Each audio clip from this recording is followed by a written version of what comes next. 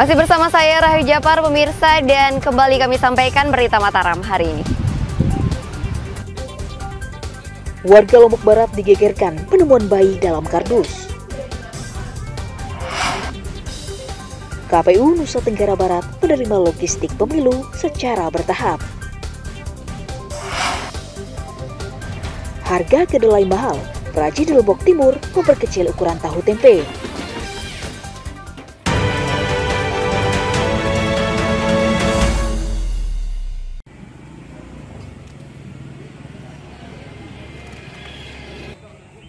Komisi Pemilihan Umum Provinsi Nusa Tenggara Barat menerima ratusan ribu logistik pemilu sejak awal bulan November lalu. KPU mencatat logistik yang telah tiba berupa tinta, kotak suara, bilik suara hingga segel yang sebagiannya telah terdistribusi ke KPU Kabupaten Kota. Sebagian logistik dipastikan telah tiba 100%, sementara sisanya seperti surat suara dan kotak suara yang masih kurang sedang diusulkan. KPU menjamin keamanan dan kerahasiaan logistik pemilu karena dikawal personel TNI Polri. Ini kan sudah masuk di tahap pertama, yang sudah masuk di hampir semua kabupaten kota itu adalah pertama itu kotak suara, terus bilik suara, tinta, sama segel. Nah itu sudah masuk di beberapa tempat. Nah yang belum itu adalah seperti kayak surat suara, terus dan beberapa formulir yang ada di dalam. KPU NTB mencatat saat ini telah menerima tinta pemilu sebanyak 32.486 buah, kotak suara 81.449 buah, bilik suara 64.972 buah, segel 422.318 keping, sementara surat suara masih dicetak. Emi Kusuma melaporkan dari Kota Mataram.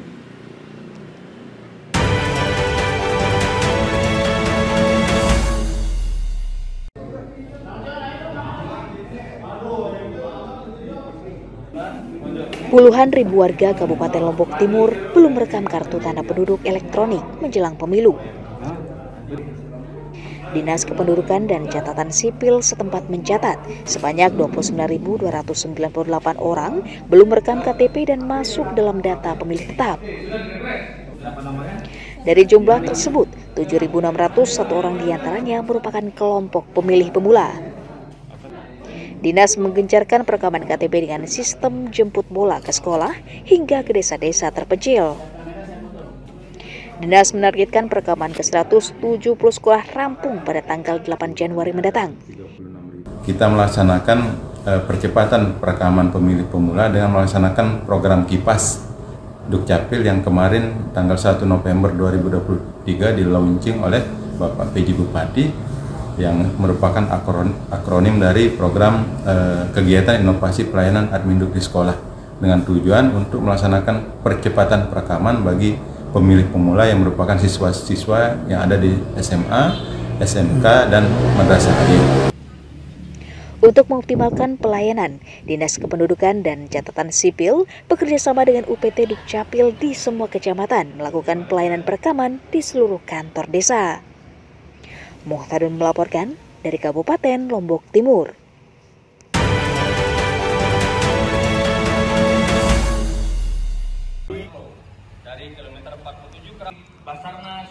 Kapolres Lombok Barat meminta seluruh bawahannya netral dalam perhelatan pemilu tahun 2024. Hal ini sesuai amanah Undang-Undang Nomor 2 Tahun 2022 tentang netralitas polisi demi menjaga integritas dan kode etik kepolisian.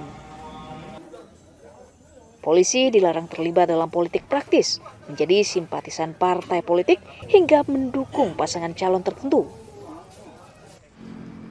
Polisi diminta fokus melaksanakan tugas pengamanan pemilu presiden, legislatif, hingga kepala daerah yang digelar mulai bulan Februari hingga November 2024. Untuk menjaga Kamtibmas, anggota Polri senantiasa melaksanakan patroli.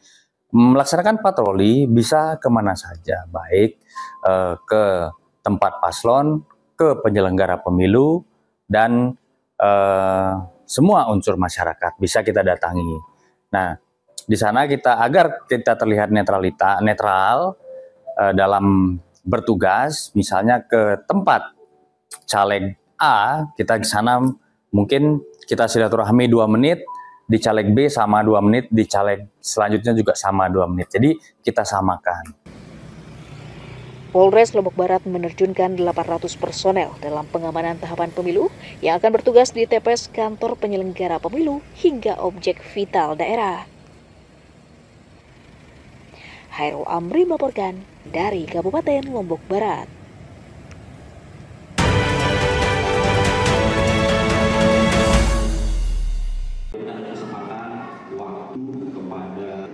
Komisi Pemilihan Umum Kota Mataram mengajak kelompok milenial berperan menyukseskan perhelatan pemilu 2024. Hal itu dilakukan dengan turut mengawal kontestasi serta menyalurkan hak suaranya secara demokratis. KPU mencatat jumlah pemilih tetap di Kota Mataram mencapai 317.448 orang, terdiri dari 153.572 laki-laki dan 163.876 perempuan. Dari jumlah tersebut, hampir 50%-nya merupakan pemilih kategori milenial. Hal itu terungkap saat sosialisasi dan diskusi peran generasi milenial dalam proses pemilu yang digelar salah satu organisasi kepemudaan. Pelibatan generasi Z dan milenial memang sangat kita harapkan sebenarnya, karena dari segi KPU ada yang namanya relasi relawan demokrasi. Ini biasanya itu melibatkan semua generasi yang ada, terutama khusus generasi muda saat ini. Terus kedua, kami sekarang banyak berinovasi untuk sosialisasi itu di media-media sosial. Terakhir untuk generasi Z ini harapan kami itu dia bisa terlibat dalam penyelenggara langsung. Sebenarnya hari ini kita khususkan diskusinya untuk Gen Z, ya. Karena kita lihat Gen Z ini kan cukup menyumbang suara 27% untuk pemilu, jadi kita rasa Gen Z juga harus menjadi inisiator dalam pemilu pada tahun 2024. Entah itu menjadi pemilih dan kemudian menjadi seorang yang membantu KPU dan Bawaslu pencerdasan kepada masyarakat. Jadi kita mau pemilu 2024 itu aman, damai, dan kemudian bebas dari politik sara dan money politik. KPU berharap kaum milenial bisa menjadi contoh dan mampu mengedukasi masyarakat tentang pentingnya menggunakan hak pilih pada pemilu untuk memastikan keberlanjutan pembangunan bangsa. Emi Kusuma melaporkan dari Kota Mataram.